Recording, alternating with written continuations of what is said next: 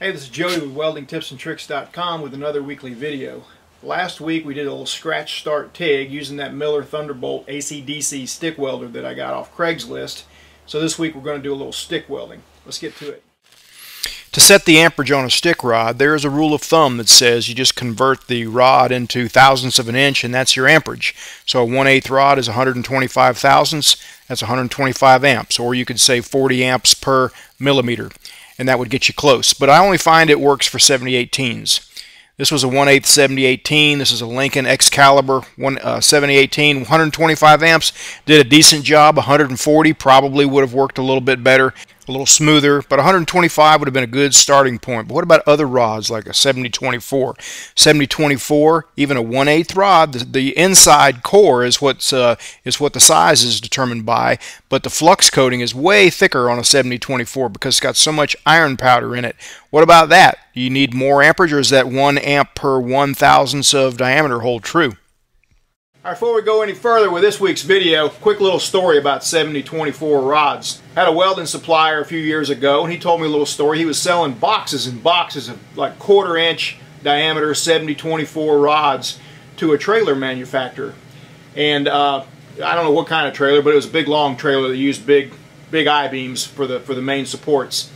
And so he knew they weren't welding it up with 7024. He wondered what in the world they were doing. So on a visit one time, he saw there's a couple of guys, all they did all day long was burn 7024 rods right down the middle, lengthwise of the I-beam, and the purpose was to draw it up so they turn it upside down and have that camber in the I-beam to support more weight. And that's the only reason they were using 7024. It worked.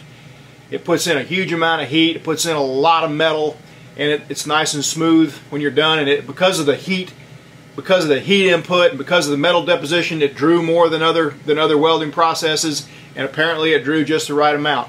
So, fun piece of trivia for today. Alright, first thing we're going to do is get some of these 1/8, that's 3.2 millimeter 7024, and because this Miller Thunderbolt only goes up to 150 on DC, that's what we're going to start on, 150 amps. Now that's in the range for what this rod is supposed to run at, but it just won't run here. I mean, you can't tell flux from shinola, if you know what I'm saying. I mean, it's just all running, swirling. There's no distinct puddle, and there's what you get. Looks like a hog's butt sewed up with a grapevine. And this is probably why I've run 7024s before, this diameter. You can even see on the box the amperage range is 120 to 170, so I'm a little higher than mid-range, but it just plain won't run. So I'm going to give them the benefit of the doubt, and I'll set it on AC and see what it does.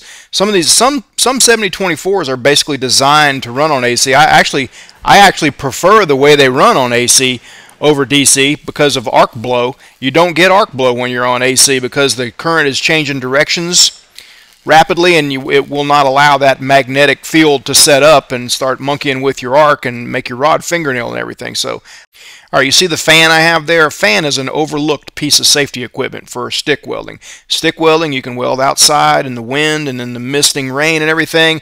So why not get a fan and get the smoke completely out of your breathing zone? Just carry it on away, get it out of there. It helps a lot. And working construction, that was like a standard issue equipment sometimes on some of the jobs I had. Get a fan so that just blew the smoke. You could position it and get the smoke out of your way. All right, we're 175 amps alternating current here. You hear the Thunderbolt groaning over there? Now I'm using a little more rod angle, but it takes it because every now and then you can see that swirling bunch of flux wants to get in the way. It wants to run up under the arc, and that's at 175 amps. That's actually outside what the recommended amperage range was, but you can't really argue with that. It does a pretty good job at 175 amps. I didn't really care for the way the rod ran, but it's okay for the single pass weld anyway. Now the 2 in a 7024 indicates it's not an all position rod. It's flat and horizontal positions only. And that brings me to this little point. I have heard of some welding instructors, I've heard this, that if they get a student with a real cocky attitude, thinks he knows everything, they'll put him on 7024 overhead for a few days, and it'll, knock him back a notch. I'm not saying it's right, not saying it's safe, that's just what I heard. Okay, on with the video. Now check out the puddle here. I'm going to compare this to the 7018 puddle in just a minute. This is why I don't really care for 7024 as much as I like 7018. This is 7018, very distinct puddle. This is not so distinct, but it is what it is. It's just a different rod for a different application. 7024s don't require a rod oven. 7018s do.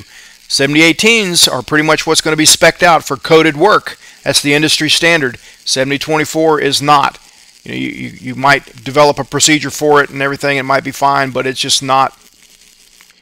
It's not really considered coated rod. So what I'm doing here, I'm running multiple passes on each side of this T-joint, and because I welded one side of each to that thicker metal, I welded one side with a 6013, one side with a 115 volt MIG, and I'm going to weld on this thing until one of those welds pops. And you'll see what I'm talking about. I should have explained it a little bit better to begin with, but see the little cold MIG weld there? I'm thinking that in another bead or two, that thing's going to pull loose because it's hot rolled that I welded on, and it just didn't really look like it was burning in very good anyway. And all this heat and shrinkage stress from all these beads of 7024 are going to try to bow this T-joint upward, and it's going to put a lot of stress on that little wimpy MIG weld, and I'm guessing it's going to pop it loose. So this is the third bead, actually a total of 6 beads, and let's take a little closer look here at the bottom toe of that MIG weld, and bazinga, popped it loose. Didn't pull much of a plug out of the metal either, so it was bonded, but it wasn't penetrated much. See, I've got a knife blade up in there just to show you what's going on. Now I'm going to run a whole nother layer of 7018s. I won't make you watch it all. I'll just run a couple of little segments here using the 1/8 7018 rod at about 140 amps. And let's see if it'll pull that MIG weld any further to make it even more distinct. And there you go. No doubt about it. You just pulled loose real good. And I would suspect if I kept welding, it would just pop the whole thing loose. Now, it's not a surprise that it popped the MIG weld loose. Number one, it's a 115 volt MIG welder with 024 wire. I was toward the top of the range, but it was still not near hot enough. But it's a 115 volt MIG on 1/2 inch hot rolled. Now here's a little 6013 bead, and you can see it's trying to crack on the end as well. So it's under a tremendous amount of stress, and so a few more passes it might have popped loose too. But just a gee whiz thing, not a scientific test. Once again, not my favorite 7024 that I've ever tried here, but it did do a really good job on a single pass. All right, well that's it for the video. Just a little reminder here, a little plug. I put all the videos that I do every year on 4-disc set, and they're ready for sale, and this is what they look like. It's 4 discs because it's about 8 hours worth of content, because it's all of 2013's videos that I posted. So if you're interested in that kind of thing, you want to support what we're doing here at Tips and Tricks, or if you just want this for your library, go to weldmongerstore.com. And as always, I appreciate your time. Thanks for watching. See you next week.